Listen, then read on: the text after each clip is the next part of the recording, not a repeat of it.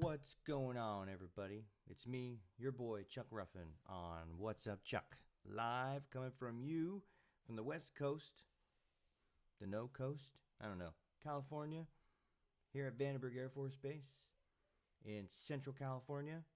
Yours truly, Chuck Ruffin, is working on his space operations career field, doing his thing out here, doing the Combined Space Operations Center, doing diligently.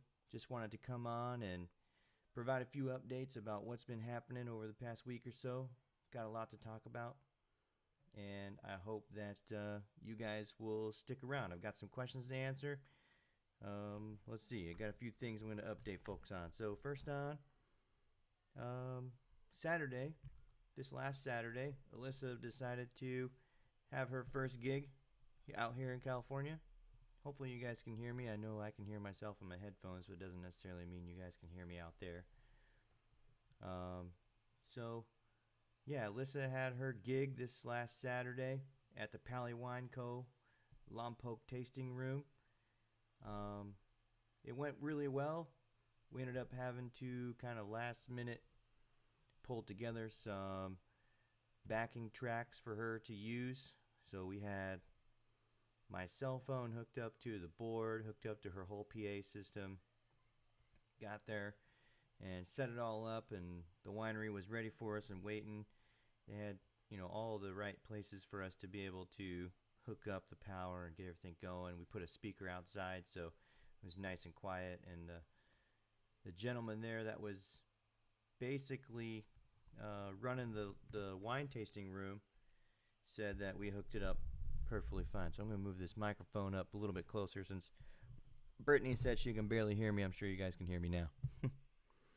I got this filter on here, so it kind of keeps some of the background noise out from actually picking up on the microphone. Condenser mics are strong, but only up to a certain amount of range. So anyhow, so it went really well. Alyssa did great, as always. All my friends that showed up from Alpha Crew, it was pretty great to see them.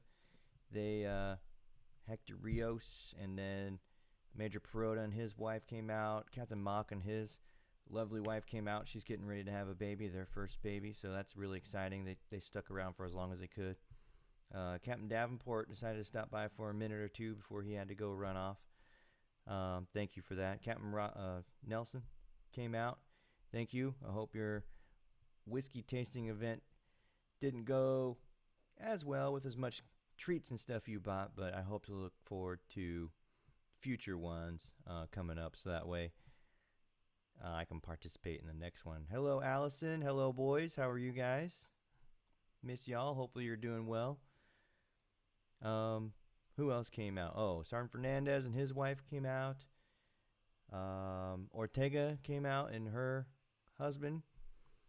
I think I got everybody. Pretty sure I did. If I missed anyone, I apologize. I'm just trying to look at the photo that I was in and try and see if I can remember anybody. But yeah, so thank you for coming out. We'll have more events where Alyssa will perform. I'll definitely share them on my Facebook page and on my live feed. So if you get a chance to come out and enjoy, some music by Alyssa, please do. She shared one of her originals, so hopefully you guys got a chance to listen to her newest song, Love Triangle. It's something that I'm kind of partial to because I helped inspire the title of it. And I'm glad that she wrote the song because it's very powerful, and even the person that was in there really paying attention, she liked the song too, and she knew that there was some emotion behind it. So that goes a long way whenever you get somebody from the crowd actually telling you how that song went for them. So yeah, it's pretty cool. I'm sure the boys are nuts. I had to send my kids to the park so that way I can do this really quick, and it gets them out of the house to go play for a little while and gets me to kind of do my thing on here for a few minutes and say hello to everybody and see what y'all are doing. What's up, Mr. Chris Gulick? How are you, good sir? Sorry I didn't get on a live video yesterday, but I made up for it by coming on today. It's Thursday. I just don't like being rushed, especially when I'm trying to get in between other shows. Morty on the Move, is pretty important for the weekday, and I don't like to get into his chili by bleeding into his time, so I figured it'd be easier just to move it to Thursday. So for today, actually, I had my task certification, which means that I went into work this morning and certified on my crew position today. So I have passed the second step, which is yesterday we did the open and closed book test. Today we did the task certification on the actual crew position, and then tomorrow we do a certification briefing for in front of our leadership. So that's going to be my deal tomorrow morning. So that's going to be pretty interesting. And then after that, I'll be on crew as a whole. I'll be pulling shifts starting next week. Thank you, Chris. Yeah, Mission 22 right here. If you see my cool logo right there, and if you want to get your own Mission 22 shirts, I will eventually be selling them at events that I'll be putting on, but ultimately you can go to mission22.com and purchase anything you want to online.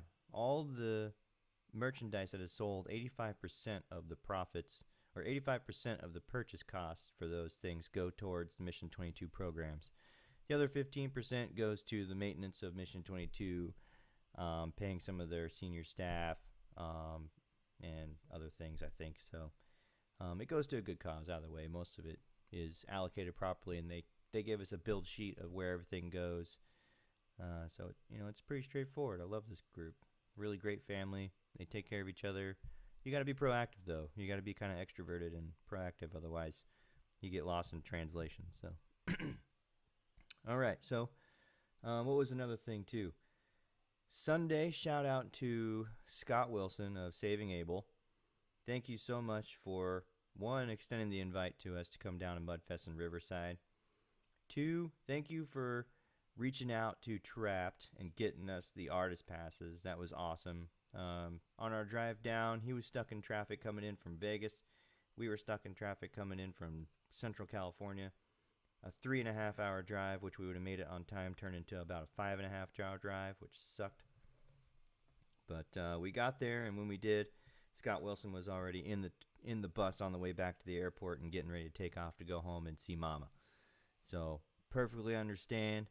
That's something that I would do too if I was on the road and traveling musician and only had a few hours, days, minutes, to spend with Mama. Like, that's kind of your number one priority. So I can completely understand that. But we still stuck around. We got a chance to meet up with some friends. We got a chance to meet up with some of the musicians, Jaron, Hugo.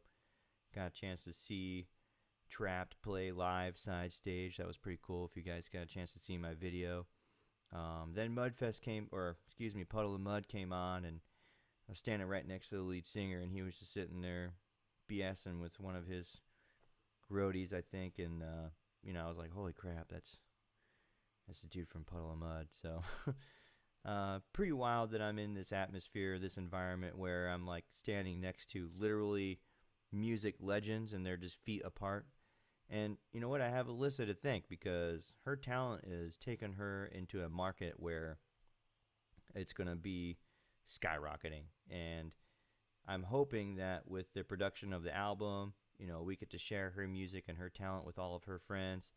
And then, just keep going from there. And I promise you, she will remain humble. And I know I will too, because we greatly appreciate all the opportunities that are given to us to date.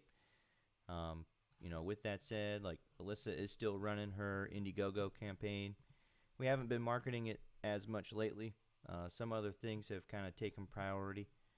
But, I'll throw the slide up here for a second so that way you guys can see her beautiful face and her logo and kind of the link to the Indiegogo campaign link. It's still tagged at the top of my page, so if you go to the What's Up Check page, you'll see her video launching the debut of it. So go out there and get that link, bring it up on your computer, go spend $5 and buy a pre-release download of one of her songs. Maybe go a little bit farther and spend a few extra dollars, and buy the whole album, which the pre-release is only $15. And then if you feel real froggy, you can always add on some extra things. We added on basically $5 for an autographed photograph. Yeah. So you can add those on. Just yesterday, I was building her new online store, which she will feature 5 products. One of which is her T-shirts, the ones that we've had in stock forever that she's taken to her show. It will have that logo on it. I'll have the T-shirts up there. I'm gonna be putting up some new merchandise that we haven't physically had in inventory yet, but things that we can now offer through her online store, which I'll be releasing that once we finish it. Should be within the next couple of days or so, hopefully. Just another way for her to generate income to go towards her album. We're just trying to find ways to really generate income, and her job is her singing career, and that's how she generates income to support her lifestyle. And it's by doing this, by doing the singing, by selling the merchandise. This is 100% her job. And we have an S corp. In case anybody is curious about where the money is going, we have to report any earnings that she makes. So we have a Alyssa Ruffin Inc. She is an incorporation, a sole proprietorship. So we do report all of the earnings that she makes legally, and we're not just taking the money and running. We actually haven't even received any of the disbursements from Indiegogo because they require you to have a campaign up and running for 60 days before they disperse any money. But with that said, in combination, we've earned over $1,300, which is awesome. Thank you very much. On top of that, I've already put down a deposit to her next song, which pays for half of the next song. The next half will hopefully be paid in a month or so, and then Alyssa will have to figure out travel costs to get out to Colorado to record with Scott. That conversation is going to happen once he slows down a little bit, because he's currently on tour and running around all over the country doing his thing as a musician. So, be on the lookout for her travel itinerary being put out there. So a lot of moving parts happening for Alyssa. Frank Dufresne, you got the $50 CD packet. Now we need the T-shirts. Can't believe we don't have them yet. Yeah, so we put a timeline on the T-shirts because what's going to happen is with the Indiegogo piece, the T-shirts are going to be marketed with her newest album. So when the album is finished and finalized, that will also come with new graphics, and the new graphic will be on the T-shirt. So you'll get a T-shirt that will be debuted along with the album art. So it won't be just the Alyssa Ruffin logo. It'll be the album art, inclusive of her newest design. So all of these things are taking place. We're working with a company to get the hats embroidered. I have the hats kind of sitting onto the side. I have a way to get them ordered on demand. I just found a company a couple days ago that will produce the vinyl records for us kind of on demand. They don't require you to buy 300 vinyl records, which will cost you $3,000, up front. So I found a different company that's willing to do it for a much lower cost for a little bit amount of time, a little bit of money, not all at once. Looks like my Wi-Fi may have gotten interrupted. I don't know, but I'm still on in case you guys are watching still. I hope you are, because I don't see the comments and my video stopped. So let's see what happened here. Anyhow, I'm going to keep talking because mine is still recording on my end. If my internet dropped out, I apologize. I hope I come back. I don't see anybody. I'm still here. Okay, so that's promising. Alright, so my video cut out on my end, so I apologize. Alright, so yes, please be patient. I promise you the t-shirts and everything will go out. We put July 2020. I know it's a long ways from now, but as I mentioned, the money is getting deposited into an account. We don't touch it until we're ready for the disbursement. It will come to us, and whenever the album is finished, all of the things that you bought in the packets will all go out at the same time. And we have Indiegogo has a really great way of categorizing all of the items that we put in an Excel spreadsheet with the people, their name, their addresses. We download a copy of that, and anything that we put inside of Indiegogo, it provides us a spreadsheet so that way we can keep track of what needs to be ordered. And now that we have these companies all lined up to get the products out there, then now it's just a button click for us, and we can get the shirts mailed out, we can get the hats mailed out, we can get the vinyl records mailed out, and it'll just happen instantaneously once all that happens and comes to the end of it. So if you're wanting it much sooner, I do have some shirts in stock, not all sizes. So just reach out to us and we can try and get something figured out. All right. Let's see. How much is the Glitter Fantabulous package? Well, Chris, unfortunately, I do not have one of those. You're going to have to talk to Alyssa about that. But if she wants a Glitter Fantabulous package, I don't know what it would include. Probably something that my girls would have to design because I don't know what glitter and fantabulous would be. So, yeah. I don't know. Message her and see if she has one. Maybe she'll make a Chris Gulick Glitter Fantabulous package just for you. Anyway. Alright, so I did put out there yesterday that I wasn't able to go live because I had a kid's Halloween party at my work, which turned out excellent, by the way. Thank you for asking. So I put out there, ask me anything. And my cousin, who's awesome at asking questions, decided to ask me anything. And unfortunately, my questions are not populating on my phone. I just had them up a minute ago. Hold on.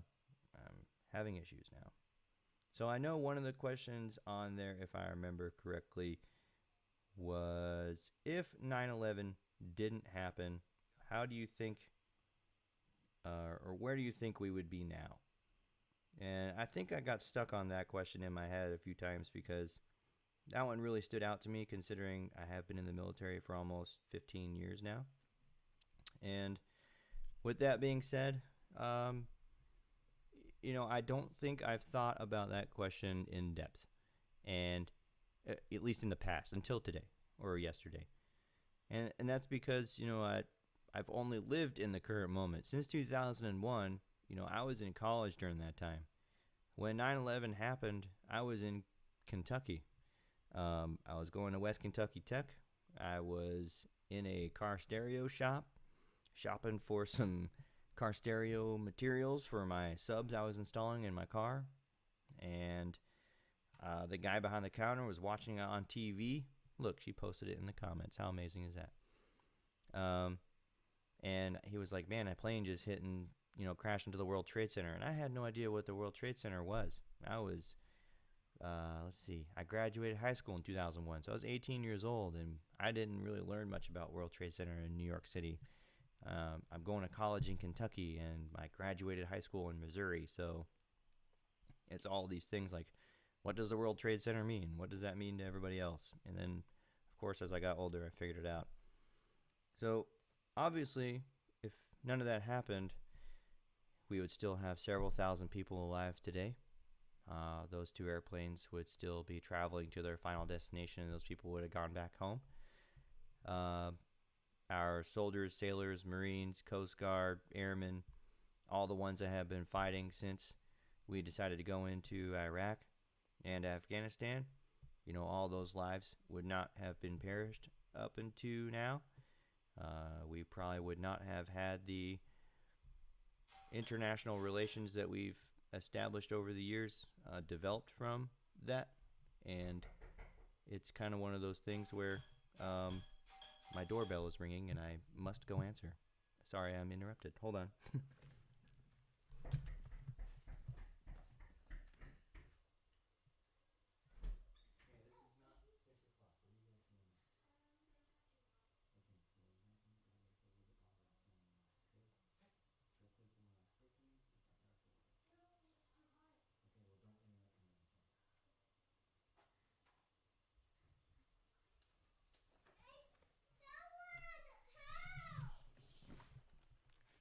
Yeah, sorry. I had to take a break. Kids came back from the park a lot earlier than expected.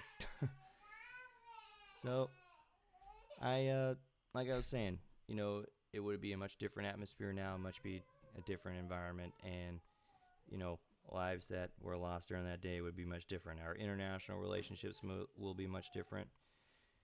Our government structure would be much different. Our reasons for going places would be much different. I mean, it's a million things would be taking place. So Piggyback question: would you have enlisted if 9/11 hadn't happened? Yeah, because I didn't enlist because of 9/11, and the only reason why I enlisted was because of my own personal life choices.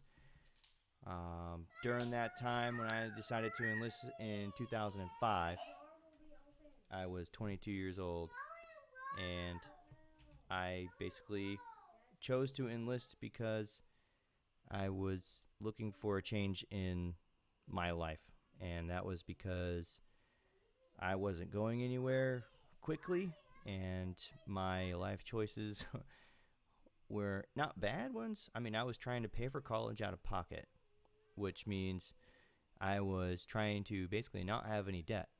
So I was working full time. I was working 2 different jobs, and I wasn't going anywhere fast. So I needed something to help me. Like, I knew education was important, but I also didn't want to lose the fact that living in one city state would help with my networking development and would help with my establishment of a family and would help, grow a family in a safe environment, because I would know all the people, the things, the resources that were all in one area, instead of having to grow up everywhere and not know the areas that I would live in, like have to start all over again. So I think I still would have enlisted. 9/11 had a small factor in my choice. I know that my dad retired in 2001, so he was kind of terrified about possibly going back. But that, went away pretty quickly. So yeah, there's my opinion on that, on the 9/11 piece. A lot of things, as an intel guy, I've seen a lot of things change because of 9/11. So it's kind of one of those questions that can go either way. I can't say that a cultural understanding of Muslims would definitely not be where it is today if we didn't have 9/11 happen. And that is a both positive and negative, right? Because we learned what the extremists are willing to do, unfortunately, but we also learned what their culture is truly about and what the ones that are trying to live every day, peacefully, what they have to go through because of the extremism that does exist. And, that comes from every version of religion. It's not just that one specific type because of the Middle Easterners. Every religion has had their faith challenged by extremism. And, we have tons of history out there that can show that. And this is not going to be a history lesson, so I'm not going to go into what I know or what I've been not held knowledgeable to. So anyway, there's that. Good piggyback question, Chris. I appreciate that, man. All right, so let's see. Brittany, I'll answer a couple of questions here. If you were given a formula to cure one disease, which disease would you cure? And that would basically be an easy one for me. Cancer, all types. And I wish I knew the formula for cancer, because one, I've had too many family members die because of it. I have too many friends who have gone through a form of cancer and die because of it. I have seen what it does to children when it takes their life way too soon. Innocent children fighting because of a type of cancer has taken a toll on their body. I have witnessed what it can do to a human grown man who was full of life, love, and selflessness. And cancer was brought into his life, and our treatment methods basically sucked the life out of him. And unfortunately took his life last September. So we dealt with Alyssa's father passing from prostate cancer. So if you are men over the age of 40, I would 100% don't risk not going to get yourself checked, because there is a certain phase when you can catch it and still live. But once it gets past that phase, even if it is caught, there is treatment that you can take and still live, but there is also treatment that you will have to do for the rest of your life. And unfortunately, those phases can move rapidly. So please, whenever the doctors are doing your regular checkups, get them done. And if you have a feeling where you don't feel right, yeah, getting older is one thing, but don't question yourself. Like, go to the doctor and say, hey, doc, like, this is how old I am. This is how I used to feel. I'm feeling this way. Some things don't feel right in this area. Maybe I need to get it checked out. Let's do some blood work. Let's figure this out. So don't take a risk, and that goes for any age, honestly. Like when your kids are telling you, Daddy, I don't feel well, and you're just like, oh, well, maybe it's a tummy ache. Really take a few extra minutes, and really kind of think about all the things that it could be, or the family history that you know of that belongs in your family. Take a few extra minutes and, think about what things you haven't looked at yet, because you never know. So definitely that would be one. And that hits home to me. My grandmother passed away from cancer a long time ago. And, I wish my grandmother was still alive. My grandfather's still alive. But unfortunately, he's going through Alzheimer's and dementia right now. And that's the most heartbreaking thing I've had to just listen to. I haven't even been physically a part of yet. And I wish I could. But I'm in the West Coast and currently not able to travel home right now because of work. My voice, I just had a frog jump out. So those would be two of mine, directly related. 100% cancer. I would definitely look for a way to treat that.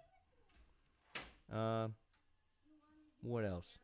Let's see. Another question is, how have your strengths helped you to succeed? How have your faults hindered you? Brittany, I don't know where you get these questions from, but man, they're amazing. How have my strengths helped me succeed?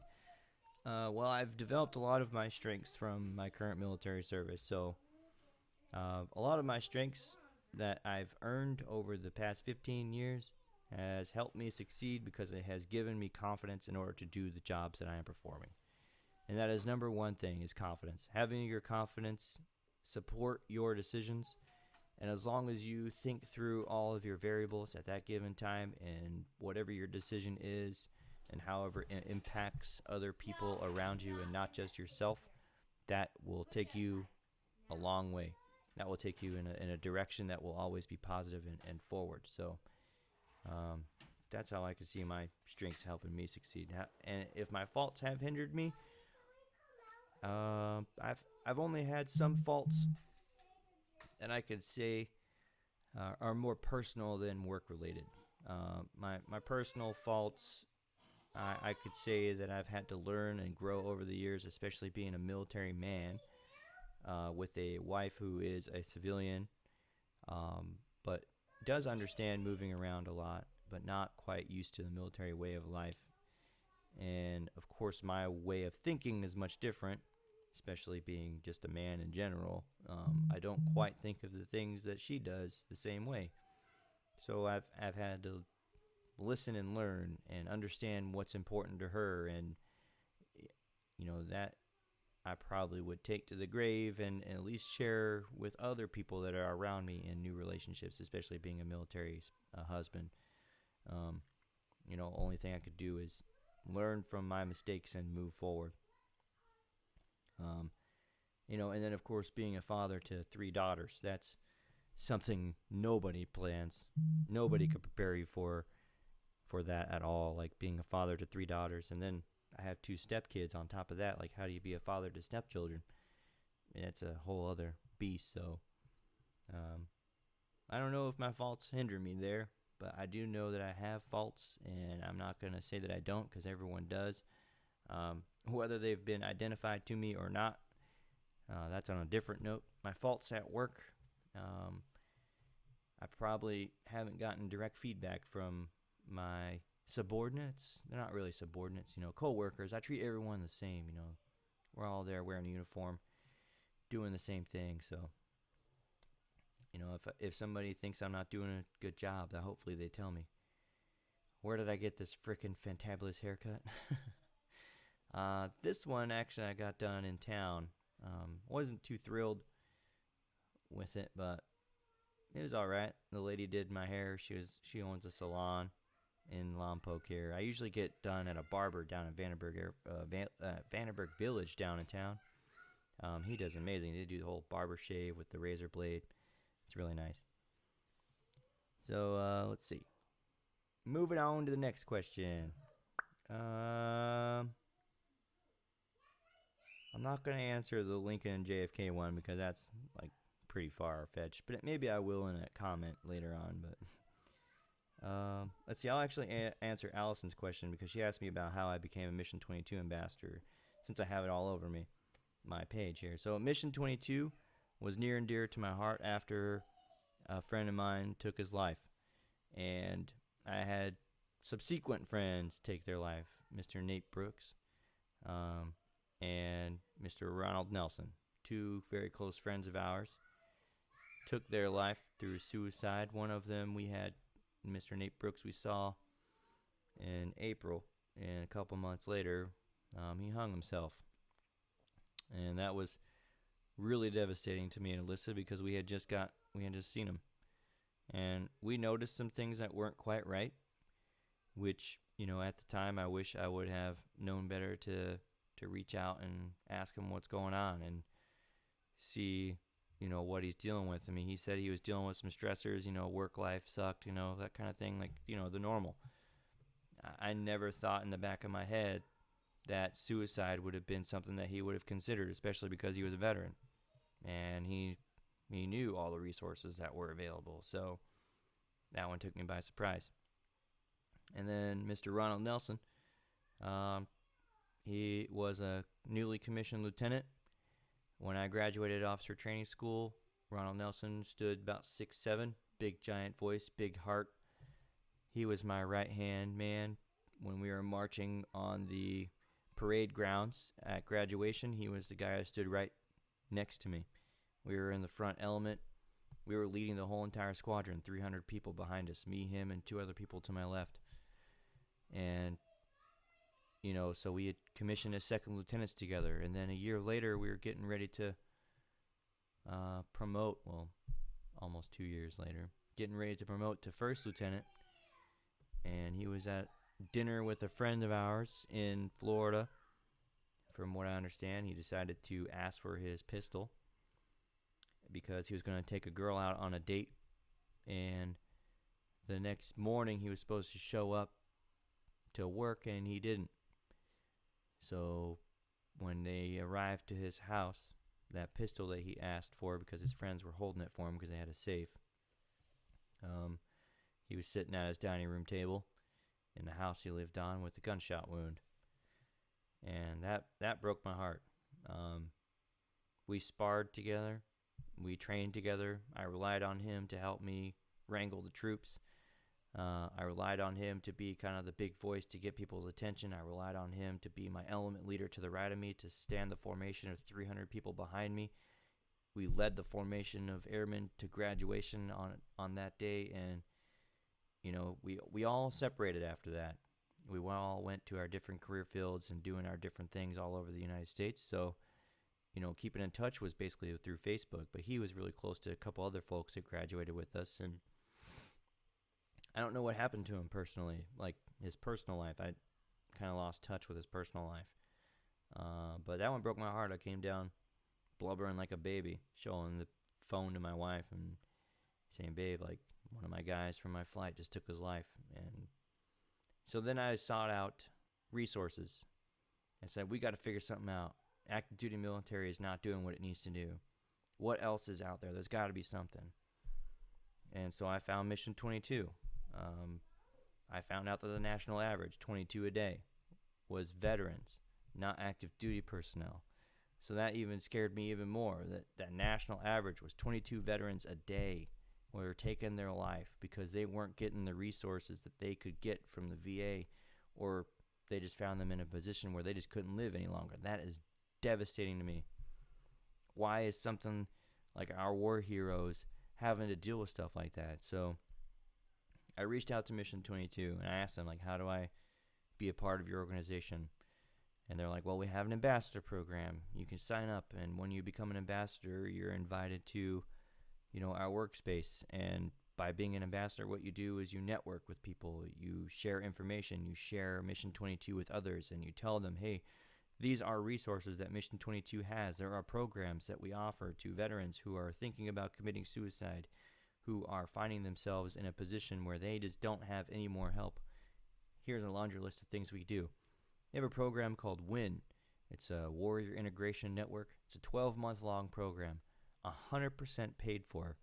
Rehab program, therapy program. Any veteran that is suffering can go and apply. Currently, they're on a waiting list. There is a waiting list, so that sucks.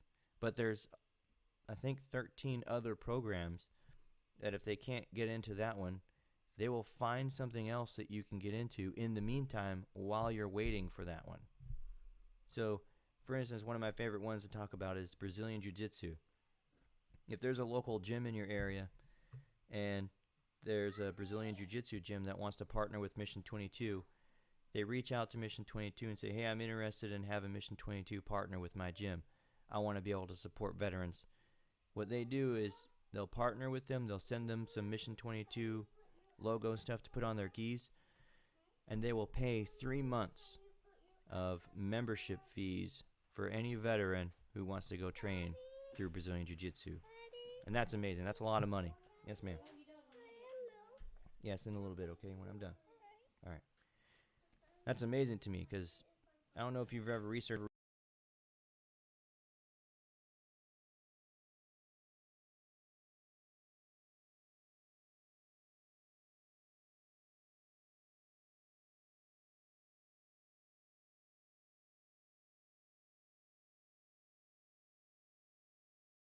money, and it's hard to afford. Stop it, please. Okay. So I became an ambassador because I wanted to be a part of something good, and I wanted to find resources for people that needed it.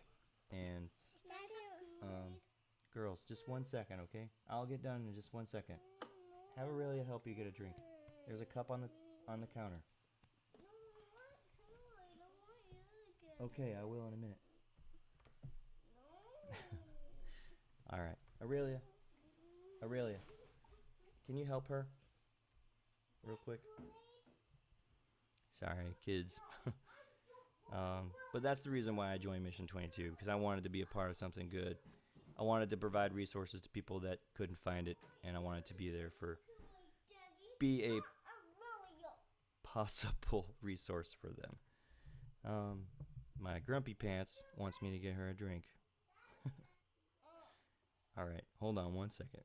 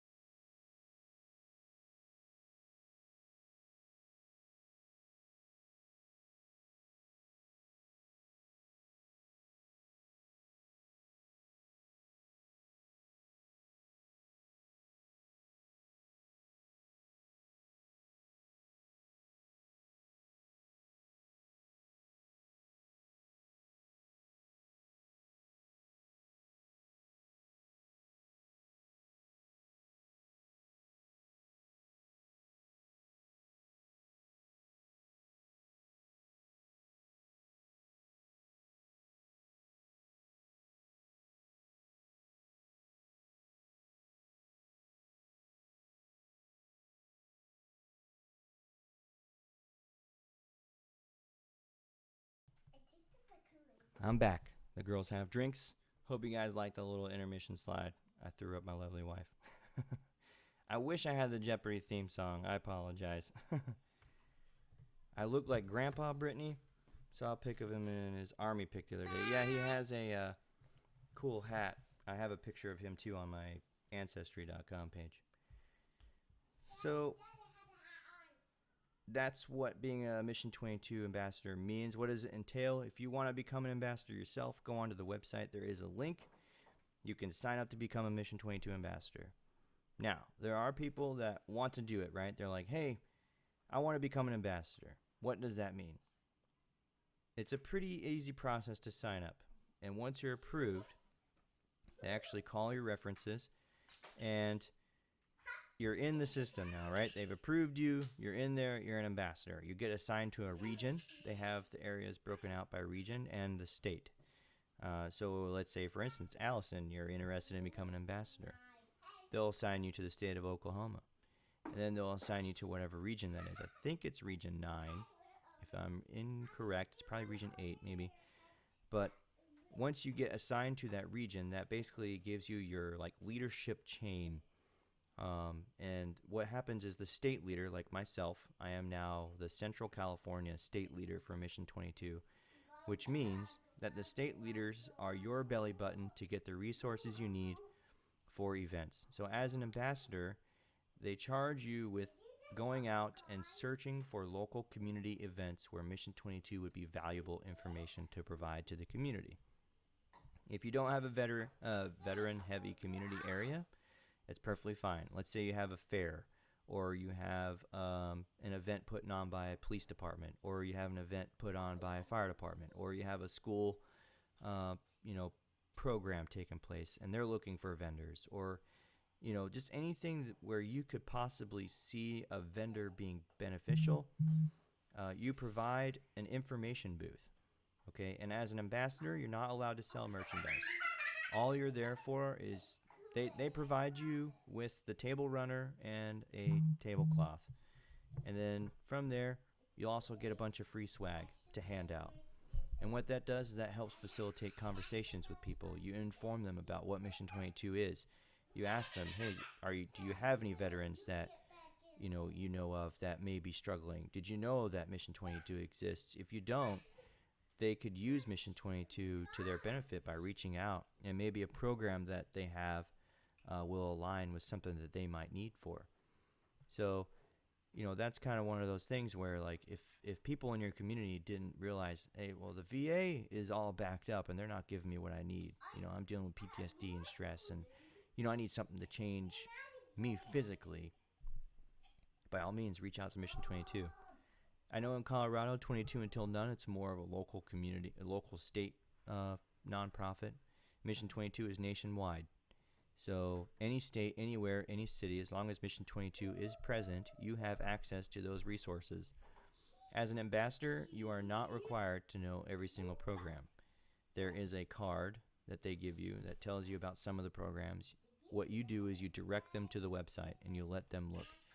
If you are familiar with a program that is directly related to your area, it does help to have, like, hey, I know a Brazilian Jiu-Jitsu gym that's in town that does pay for Brazilian Jiu-Jitsu for your guys. Or if there's somebody that likes dogs, there is a dog training one for service animals. If people like horses, there's a, an equestrian therapeutic program that they have. You can get your local, stables involved with Mission 22, where they can provide therapy sessions for people if they like horses. There's a gambit of others. And as an ambassador, all you are is just an information person. You work with other ambassadors within your state. If there's other events taking place where they need somebody to come up to those events, then by all means, say, hey, yeah, I'll go to a Mission 22 event and I'll stand behind a table all day long and I'll hand out pens and stickers and, information cards or get people to sign up as an ambassador. All of those things are possible when you become an ambassador for Mission 22.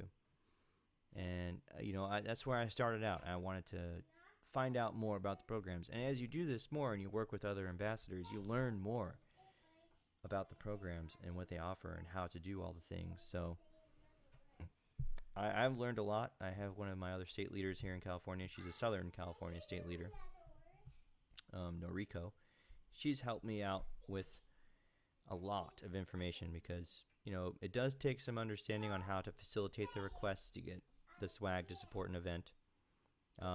When you become an ambassador, you have to submit an event request, which has to get approved. Once that event is approved, they'll post it on their social media pages within Workspace, and you can advertise it however you want. And then you show up, and you represent Mission 22 there. And, that's what you do. You spend your day, spend a couple hours out of your day just being a part of something that is bigger than you, and what you're doing is providing a resource to people that may or may not need it. But at least the information is out there, and at some point they might have a conversation with a veteran, who knows, and they'll be like, hey, I know of a program that might be able to help you out. Let's put you in touch with them. The last person I spoke to, I think his name was Chuck. I think I have his information here. I have his cell phone number. Let's call him up and see what he can give you. So that's what Mission 22 is all about. And if you have any questions, by all means, this is a perfect forum for it. Ask them here. Email me, message me. I know me and you, Allison, talk quite a bit. You definitely have to have the time available to do it. Yeah, it does take a little bit of logistics to support being an ambassador, because if you want to be really good at what you do, especially if you're the only one in your area, you're going to have a lot more legwork than if your area already has a plethora of ambassadors. There are 2,100 and something odd ambassadors across the U.S., and we're spread out in different pockets. I know here in California, I think there's 72, but maybe 1% of us are actually really active. I talk to maybe 5, maybe 7 people a day just within the Mission 22 that are active out of the 70 that are here in the state. So that's something you have to keep in mind of too. Like, everybody stays abreast of all the things, right? But your daily life becomes most important. You get really super energetic right at the beginning. You burn all the fuel because, yeah, you're awesome. You're in it. And then people get burnt out and they're like, I just don't have time to do this anymore. But they still want to know. They still want to be a part of the community, and they still support it by wearing the t-shirts or wearing the hats or having the sticker on your car or talking to people indirectly, maybe not going to the events but still sharing the information, which is perfectly fine. Alyssa just signed up to be a Mission 22 ambassador, and I pretty much made her because I knew that if I'm doing Mission 22, she's more than likely going to be right there with me, so why not be considered an ambassador? So she loves our veterans. She loves and supports them just as much as I do, and her father was a Marine Corps vet, and she's had friends and family that have been in the military, so this is kind of her lifestyle too, and she's embracing it and wanting to support it as well. She doesn't have nearly as much time as I do to put towards it, but I told her if I have an event and if she has time available, she can come with me, and that's how we've been doing it so far. So, but yeah, please definitely look into it, and like I said, message me if you want to know more, or just Google Mission 22 and just go to the website and surf on your own and find out for yourself what's out there. It's all on their website. It's really easy. They have great videos, great motivational videos that help you understand what the program's all about. Anyhow, I think I've ran over my time a little bit today. I was going to call it about 15 minutes ago, but I've gotten interrupted a couple of times with the girls. And they're getting close to dinner time, so it's hard for me to control them while doing this. I know that you guys love seeing them on here, but they end up doing things in the background that I had to end up cleaning up afterwards. So Alyssa's at the store with her brother, so I have to get ready. Uncle Dustin. Yep, called Uncle Dustin. Yes, best co-host in the world. You're right, Chris. That's very true. No, wait. Brittany, I have a couple other questions I haven't answered for you, but I'll answer them later. I'll probably answer them just in my post. Oh, one last thing before I go. I wanted to share the Green Alert initiative that the search and rescue party from Jesse Conger has taken us to do. Mom. Look, there's a picture. Mom. Yeah. So the search and rescue for Jesse Conger has turned into something else. So far, Alyssa, myself, and the other members of the search and rescue that started for Jesse Conger have created a promising effort of becoming a search and rescue nonprofit organization that will help support other family members that may or may not know where the whereabouts of their missing veterans are. So, Patricia Conger and Wendy Patterson have put together a team of experts and resources in order to support other veterans that go missing, and it's called RISE. Currently, they just changed their Facebook page to RISE Find Missing Veteran Jesse Conger. That's supposed to be the transition of what soon will become RISE as a whole. But this bill right here, Bill S.699, takes 3 minutes to write up a little message to your chairman. And what this ultimately is a green alert. The Green Alert is an initiative that was a bipartisan initiative. So Republicans and Democrats both voted this in to get signed and approved to make this a federal or congressional mandate for states to adopt. So much like the Amber Alert out there, or I can't remember what the senior citizen one is. I think it's silver. Much like the Amber Alert for missing children, this will be the Green Alert for missing veterans. Basically, what it will do is it will manifest resources within the state that will allocate police search and rescue and anything else that may be able to help find missing veterans. So if you could, there is a link, the National Green Alert Act of 2019, Bill S699. Go to the veteranssenate.gov/chairman. Fill in your personal contact information. At the very bottom, there is a paragraph section where you write in what you're trying to do. Tell them that you fully support this initiative and maybe a reason why. It doesn't have to be super spectacular. Just the fact that you're signing it and proposing it to your chairman, that is good enough, because what that does is it builds votes towards something, shows Congress that there's support for a bill like this. And this will change the way we do things when we look for our missing veterans. And I think now is an even more important time to do so, because on top of veteran suicide awareness, veterans, when they go to commit suicide, they don't want to do it near their family and friends. They want to go somewhere where they're left alone and it can't be found, because you don't know what time of duress there is. So when they go missing for a certain duration, maybe this Green Alert might be that facilitating thing that puts them back into safety. And that it's very important that we have these resources, especially now. We've been fighting in Afghanistan and Iraq and other areas for the past 18 years. We've been in other places around the country. We're forward deployed all over the world. We're away from family and friends all the time. Just because we're not going to Afghanistan and Iraq doesn't mean we're not sacrificing our time somewhere else. I've been overseas to Southwest Asia twice. That's nowhere near Afghanistan or Iraq. I know friends of mine that go to Guam, Diego Garcia, people that are in the Navy. They go to ports in other countries all the time, 6 months to a year at a time, away from their family and friends, their loved ones. It's not just wartime that causes stress to our military personnel. It's everything that they have to endure, their training, their requirements, their leadership sometimes is a huge factor, because now they're coming from one world where they're used to, their family and friends and how they grew up, and moving into another one. Well, it's a multicultural, multi-blend of backgrounds and personality types, and now you're having to learn a whole new way of operating and belonging and being a part of something that is bigger than you. And you have to understand that, right, in order to meet the requirements to stay safe, healthy, and meet all the 4 pillars, right? Your mental, your physical, your social, and your spiritual. How do you do that whenever you're not in your own comfort zone of being at home with your family and friends and your loved ones? And they're a phone call, yes, or they are technologically within grasp. You can see them on the camera, but they're not right there. The physical touch part is what people miss, and that's an important aspect to bring back.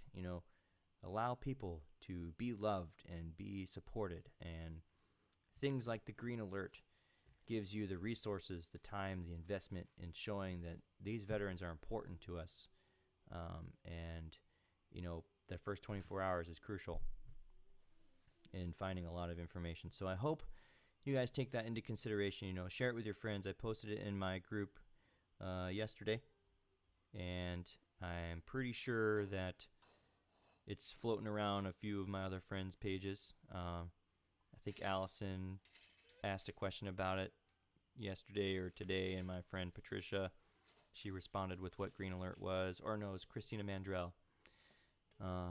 Christina Mandrell asked the question what it was. So, again, just another way to help support our veterans. There's tons of nonprofits out there. There's tons of resources. We just got to find a way to share the information and find out what's important to everybody. So, All right, I'm going to sign off. It's Thursday evening. It's almost 6 o'clock. Alyssa's at the store. She'll probably be coming home soon. I got to get this living room cleaned up. So I started covering Alyssa Ruffin's gig on Saturday. So thank you to all the friends that came out and supported her gig on Saturday. I also shared some more information about the updates for her Indiegogo. I know people are purchasing the products. Please stand by. We will get those fulfilled. July 2020 is when we're expecting to have the album done and getting all the resources out there, the t-shirts, CDs, swag, etc. I know it's several months down the road, but I promise you, the faster we raise the money, the faster she can get in the studio and finish the record, the faster we can get stuff out. So that's why we're trying to get this going. You know, this is her job. This is how she generates revenue. This is how she generates her income, is by selling her merchandise and her product. So please go out and support if you can. And then I answered a few questions today, so hopefully you enjoyed my answers. I didn't get to all of them. Time's running out because this is actually a really good conversation for me. And like I said, when I do these videos, it's not for me. It's that way I'm leaving something behind for my kids to look at in the future. It's something that I hope that I can leave kind of like a video journal of things that are important to me and important to my friends, and kind of leave like a history book, you know, for them to have available to them. They can see me as a young lieutenant. They can see themselves jumping in, interrupting me on camera every once in a while, and look back on these days and say, hey, that was my dad. These things were important to him. And if I pass on from this earth, they have something where they can hear my voice, see my face, and listen to some of the things that I have spoken about, and possibly give them, you know, some inspiration, or maybe lead them down a path, you know, of confidence for something that they want to try and support, or maybe they design something for, you know, an organization that they support, you know, just so that way they could see that I'm passionate about these things, and maybe that helps inspire them, and maybe that helps inspire other people too that watch these. And thank you for everyone that jumps on and asks me questions and shares my videos to groups and such. I don't do the whole, when I log in, I don't share it to a bunch of places. I just kind of jump on. If people want to watch, great. If people don't, I'm perfectly fine with that. You know, I'll keep doing these as often as I can. Right now I'm sticking to about once a week. My crew time starts next week. I'll be on overnight starting on Wednesday, and I won't get off until I think Monday morning. So I'll take a couple days of rest and maybe do something later on in the week next week. Kind of letting you know how my first set went. But anyways, this is your buddy Chuck Ruffin on What's Up, Chuck. Thanks again for tuning in. I hope you guys enjoyed it. I didn't mean to go an hour today, but it just kind of happened that way. Please tune in again another time. I'll post on my page as always, let you guys know when I'm coming back on. If anybody has any questions in the meantime about the things that I've spoken to, please don't hesitate to message me or point your friends in the direction. I'm happy to help, happy to talk to anyone that might need it. Even if you need help, please reach out. These are my friends, yes. All right, Chris, I understand you need your weekly Chuck. I always look forward to your videos too. All right, folks. Thanks again. I'm out of here. This is Chuck Ruffin on What's Up, Chuck. Peace out.